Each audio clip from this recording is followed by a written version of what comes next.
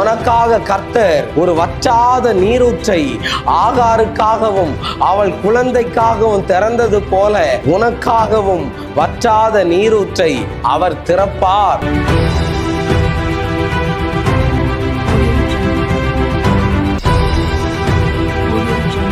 ஓ, உன் திருமண தடை இன்னைக்கு உடைவதாக. ஓ, கர்த்தர் தீர்க்க தரிசனமா சொல்றாரு. நிறைய பேருடைய சாபம் உடையுது, நிறைய பேருடைய கட்டு உடையுது.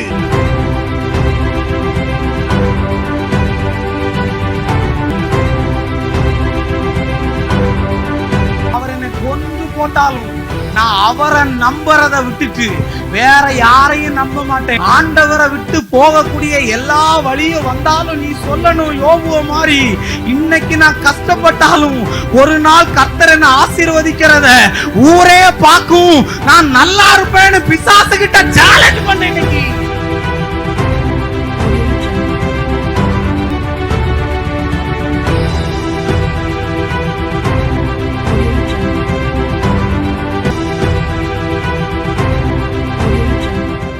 கர்த்தருக்குள் அன்பான தேவ பிள்ளைகளே, ஆண்டவரும் இரட்சகருமாகிய இயேசுவின் நாமத்தில் உங்களுக்கு என் அன்பின் வாழ்த்துக்கள். இந்த காலை நேரத்திலையும் கர்த்தருடைய வார்த்தையோடு உங்களை கண்டு சந்திப்பதை குறித்து நான் மிக்க மகிழ்ச்சி அடைகிறேன். இந்த நல்ல நாளிலேயும் யாத்ராகமம் 33வது அதிகாரம் அதனுடைய 15வது வசனத்தை வாசிக்கிறேன். அப்பொழுது அவன் அவரை நோக்கி, உம்முடைய சமூகம் என்னோடு கூட செல்லாமற் போனால் எங்களை இவ்விடத்திலிருந்து கொண்டு போகாதிரும் என்று எழுதியிருக்கிறத பார்க்க முடியும். மோசே சொல்லுகிறார், ஆண்டவர் அவர்களை வழி நடத்திக்கிட்டு இருக்கும்போது, ஆண்டவரே நீங்க எங்க கூட வராம இருந்தீங்கன்னா இந்த இடத்திலிருந்து அடுத்த இடத்துக்கு எங்களை நீங்க கொண்டு போகாதீங்கன்னு சொல்லுகிறார். அப்படின்னா என்ன அர்த்தம்னா, அவர் மோசே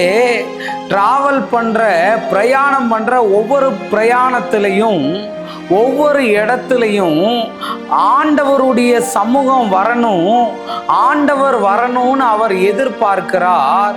அந்த எதிர்பார்ப்பு இருந்ததுனால தான் பள்ளம் வந்த போதும் குழி வந்த போதும் மேடு வந்த போதும் அவர் அவைகளையெல்லாம் தாண்டி போகிறதற்கு உதவியா இருந்தது. இன்னைக்கு மெசேஜோடைய தலைப்பு என்ன தெரியுமா?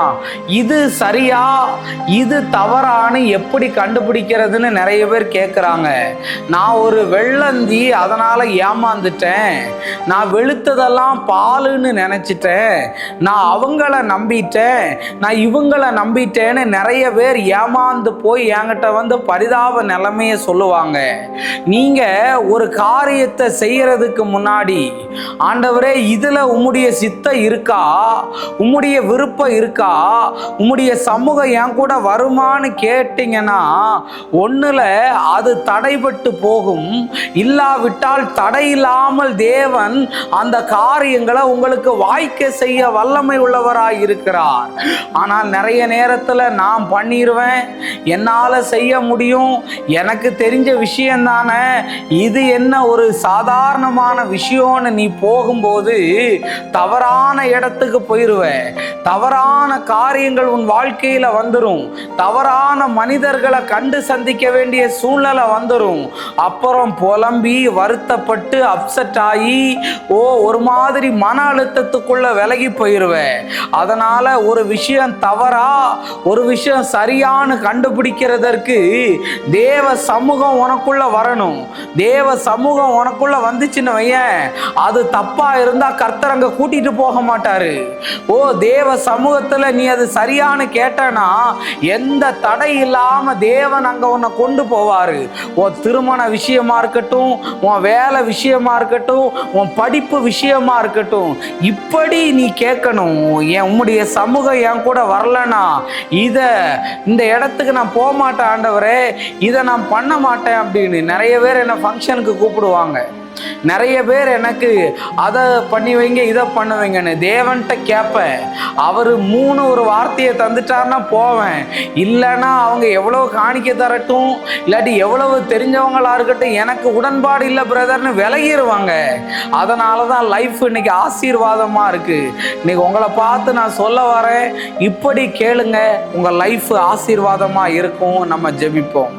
அன்பான ஆண்டவரே, இந்த நேரத்துக்காக நன்றி சொல்கிறேன்.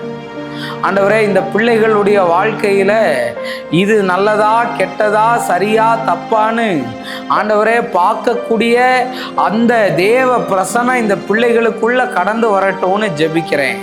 தடைகளை எல்லாம் மாற்றும். இயேசுவின் நாமத்தில் வேண்டுகிறேன் நல்ல பிதாவே. Amen, amen, amen. God bless you. கர்த்தர் உங்களை ஆசீர்வதிப்பார்.